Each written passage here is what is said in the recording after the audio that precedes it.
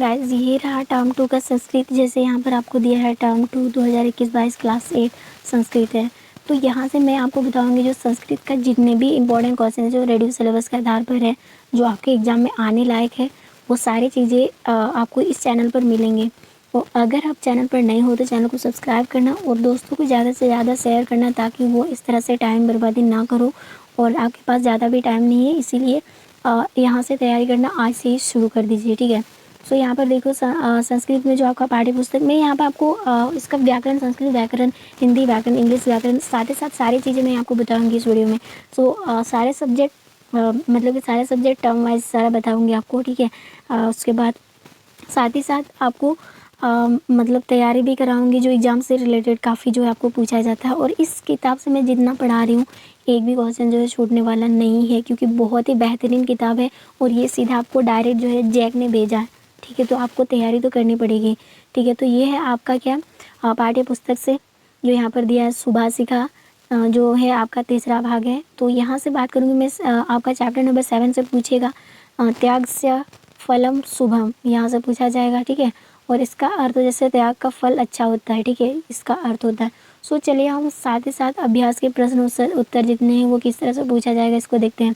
जैसे यहाँ पर बोला है अधोलिखितनम प्रश्नम उत्तर, मतलब कि उत्तर प्रश्न जो है दिया गया उसका उत्तर लिखना है। जैसे यहाँ पर बोला है मतलब ग्रामत बाही की मासती, यानी ग्राम से मतलब ग्राम के सामने क्या आता है, तो आंसर हो जाएगा जैसे ग्रामत बाही एकम शिव मंदिरम असति, यानी कि एक शिव मंदिर आता है। आगे है अर्च कस्य नाम किम अस्ति, सो आंसर हो जाएगा अर्च कस्य नाम श्री महानंद आसित, ठीक है। आगे है जैसे यहाँ पर दिया स्वर्ण मुद्रा पुत्र आसन, सो आंसर हो जाएगा स्वर्ण मुद्रा कन, मतलब कि कनक कल से आसन, ये हो जाएगा। दूसरा है अर्च कास्य भार्य की दृष्टि अस्ति, तो आंसर हो जाएगा अर्च कास्य अर्थ मतलब कि अर्च कास्य भार्या अति सत्यव्रता आसित, ये हो जाएगा। नेक्स्ट है धन पलाशय हस्त, हस्तम के दंत मतलब कि दंसी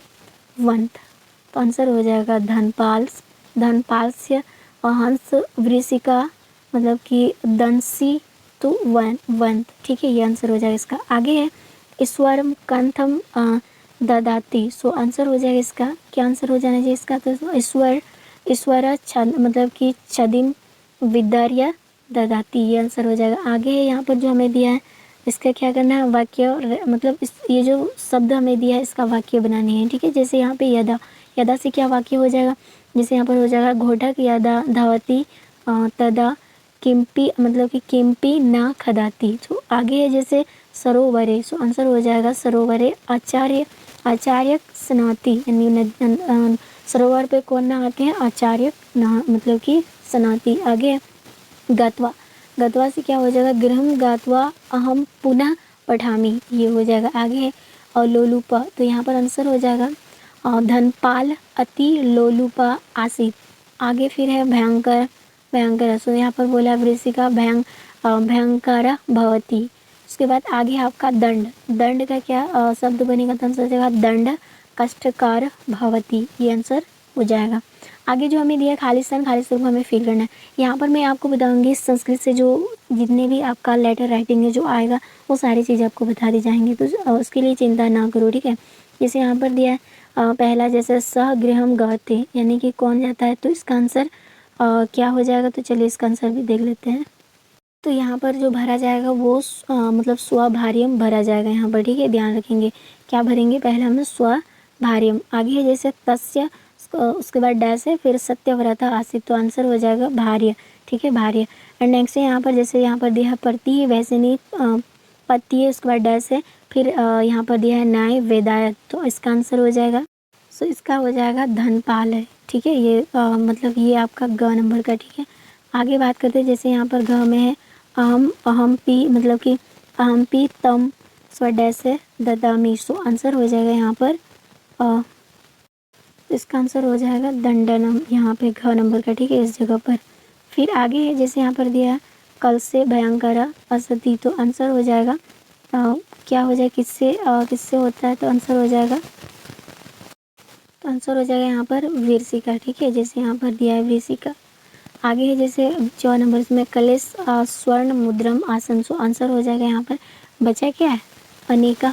यहाँ पर लास्ट मोमेंट पर तो यही ना बचा है, तो ये हो जाएगा लास्ट वाला के लिए। ठीक है, अब नेक्स्ट क्वेश्चन करते हैं इसका। उसके बाद आगे आपको लिंग में बदलने बोला जाएगा। ठीक है, सो लिंग में बदलने बोला जाएगा या फिर विभक्त वचनम ये सब बोला जाएगा। तो यहाँ पे देखो जैसे यहाँ पर दिया जो दिया गया है इसको पदनम लिंग उसको विभक्त वचनम च लिखती, इस सब में हमें बदलना है इसको। ठीक है, जैसे यहाँ पर दिया ईश्वर, ईश्वर ये एक शब्द है, इसमें लिंग में क्या हो जाएगा पुल्लिंगम, उसके बाद हो जाएगा प्रथमा, विभक्तम में से प्रथमा हो जाएगा और वचनम एक वचनम है। तो जैसे यहाँ पर दिया जैसे यहाँ पर दिया स्वपतिम, तो इसका पद क्या होना चाहिए, जैसे आंसर दिया स्वपति ही होगा, पद तो है।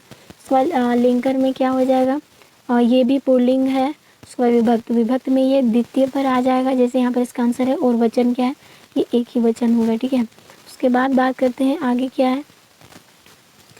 जैसे आगे क्या लिखा है यहाँ पर धनपाला है। ठीक है, तो इसका पुल्लिंग है, चतुर्थ भाग में आ जाएगा और ये भी आपका एक वचन है। दूसरा है ग्रामत, ग्रामत पुल्लिंग है और ये पंचमी भाग में आ जाएगा और ये आपका एक वचन नहीं रहेगा। आगे है आचार मतलब कि आर्च कासे, ये भी पुल्लिंग है और छठी भाग में आ जाएगा और ये है आपका एक वचन। ठीक है, और यहाँ है सरोवरे, सरोवरे ये पुल्लिंग है और ये भी आपका सप्तमी में आएगा, ये भी आपका एक वचन है। उसके बाद आगे आपको 5 नंबर में क्या दिया है अधोलिखित तेसु मतलब प्रकृति प्रत्यय विभागम कृत। तो आंसर जैसे यहाँ पर दिया सु, ये जो शब्द यहाँ पर जो दिया है सुप्तम, तो इसमें क्या लगा स्वक्त जोड़ वक्त, तो यहाँ पर वक्त और तत्व ये दिया है, तो इसका आंसर क्या हो जाएगा अगर इसको हम मिला के देखेंगे। ठीक है, उसके बाद यहाँ पर देखिए सबसे पहले लिखातम, उसमें फर्स्ट वाला जो है ना लिखातम, तो लिखातम में क्या क्या हम यहाँ से लिख सकते हैं, तो यहाँ पर हो जाएगा लिख जोड़ वक्त। ठीक है, लिखा वक्त यानी कि यहाँ पर लिख जोड़ वक्त लगाएंगे तो लिख मतलब कि लिखातम हो जाएगा। आगे है कृतम, कृतम में क्रिय जोड़ आधार ये वाला लगेगा, ये वाला क्रिय जोड़ ये। उसके बाद है उत्तम, उत्तम में क्या हो जाएगा जैसे उच्च जोड़ वक्त, मतलब जैसे यहाँ पर आपको देखा उत्तम का यहाँ पर आंसर है। ठीक है, उसके बाद है आपका दृष्टम, दृष्टम में यहाँ पर दृश्य जोड़ वक्त ये हो जाएगा। उसके बाद है पठितम, मतलब पठितम, पठितम में क्या हो जाएगा पठ जोड़, यहाँ पे सिर्फ आधा क और त जुट रहा है, बस यही आपको यहाँ पर ध्यान रखना है। यहाँ पर आपको हिंदी भाषा में अर्थ लिखना है, जो दिया हुआ है आपको हिंदी भाषा में अर्थ लिखना होगा, तो आप इस तरह से लिख सकते हो। सो यहाँ पर क्या बोला है, जैसे या तो आपको पैसेज के रूप में भी दिया सकता है। अस्थि एक मस्माणु नाम ग्राम। ठीक है, उसके बाद आगे मतलब कि ग्रामत बाही एकम शिव मंदिरम अस्थि, यानी ग्राम के आसपास एक शिव मंदिर आता है। ठीक है, तस्मिन मंदिर एक धार्मिक सत्यनिष्ठ आचार्य प्रतिवास्ति सम, मतलब आचार्य का मतलब कि आचार्य कास्य नाम श्री गुणानंद यथा नाम तथा गुणम इति कंथम तस्य चरितार्थ भवति स्म ईश्वरोपासना एवं जीवनोद्देश्यम इति तेन स्वीकृतम। सो यहाँ पे क्या बोला है, यहाँ पर बोला है कि मस्माणु नामक एक गांव था। ठीक है, नाम का एक गांव था और गांव के बाहर एक शिव मंदिर था। उस मंदिर में एक धार्मिक और सत्यपालक पुजारी रहता था। पुजारी का नाम श्री गुणानंद था, जैसा नाम वैसा उनका गुण भी था। कथन उनके ऊपर पूरी तरह सिद्ध होता था, ईश्वर की आराधना ही जीवन का उद्देश्य है, इसे उन्होंने स्वीकार कर ही लिया था। तो इसका हिंदी अर्थ आपको ऐसे ही लिखना होगा। यहाँ पे जो दिया है, जैसे यहाँ पर दिया है एकाधा आचार्य मंदिरास्मु विद्यमाने सरोवरे स्नान कृत्वा मंदिरं प्रति गच्छति तदा मर्गो एकं लघु स्थाणुना तस्य पदे आघात प्राप्त। यदा आचार्य तं खनित्वा अपसारितवान् तदा तत्र तेन एक कनकलास दृष्ट। आगे है जैसे यहाँ पर दिया है कल से अनेका स्वर्ण मुद्रा आसन। उसके बाद आगे है स अचित मतलब कि अचित्यात यत इंद्र धन मम नास्ति अतः इंद्र न मतलब कि ग्रहीण यम। आगे है ग्रह नियम, आगे है सग्रहम गत्वा तव मतलब कि तव व्रतम सर्वभ्यम मतलब कि सर्वभ्यम अकथ्यत तस्य भार्या अपि अतीत सत्यव्रता आसीत्। आगे है तया उक्तम प्रांधम मतलब कि परधमन्नम ना मतलब कि ग्रह नियम या तो ही। सो यहाँ पे जो हमें 2 लाइन दिया है और ये सब का क्या मतलब होता है, सो इसको हमें लिखना है। तो यहाँ पर जैसे दिया है, एक बार पुजारी मंदिर के सामने जो ऊपर दिया हुआ है, ठीक है, बलि एक सरोवर में नहा रहे थे, यानी मतलब कि स्नान करके मंदिर की ओर जा रहे थे। तब मार्ग में एक छोटे खूंटे निकला, तो वहाँ उसने एक सोने का घड़ा देखा, ठीक है, यानी कि छोटे खूंटे ने मतलब उनके पाँव में चोट लग गई सबसे पहले तो। फिर जब पुजारी ने उसे खोद कर निकाला तो वहाँ उसने एक सोने का घड़ा देखा।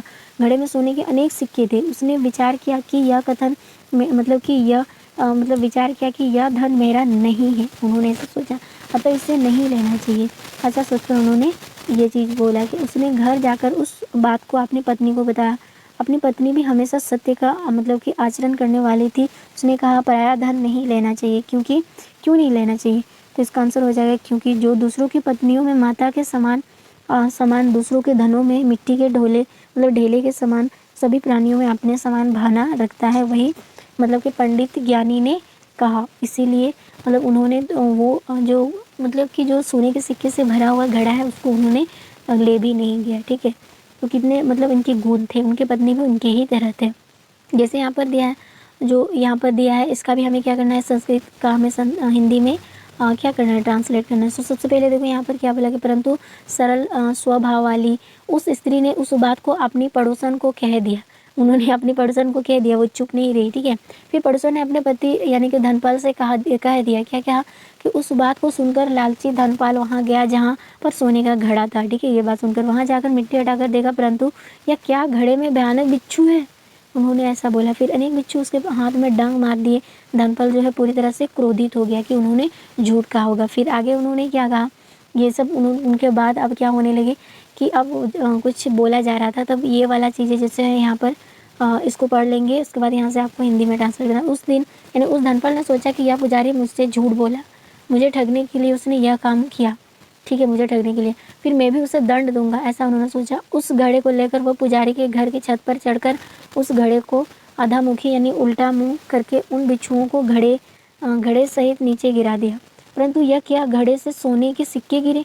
यह आश्चर्यचकित हो गया और पुजारी प्रसन्न होकर अपनी पत्नी को कहता है, देखो ईश्वर जब देता है तो मतलब कि छत फाड़ कर देता है। इस प्रकार पुजारी को कठोर अनुभव मिला कि त्याग के जैसा कोई लाभ नहीं है और लालच के जैसा कोई हानि नहीं है। उन्होंने ऐसा सोचा, क्योंकि वो तो धनपत मतलब धनपाल राज मतलब कि धनपाल जो है वो उनको मतलब बदला लेने के लिए गए थे, लेकिन ऐसा कुछ नहीं हुआ, घड़े से सोने के सिक्के ही निकले। तो इस तरह हमें लालच नहीं करना चाहिए, ठीक है। लालच करेंगे तो हमें बुरी तरह से फंसेंगे। तो ये चीज़ें आपको यहाँ पर बताया गया है और ये चीज़ आप देख पा रहे होंगे ना, टर्म 2। तो ये चीज़ें आपको ध्यान रखना है। सो चलिए अब नेक्स्ट चैप्टर के लिए फिर मिलेंगे नेक्स्ट वीडियो में।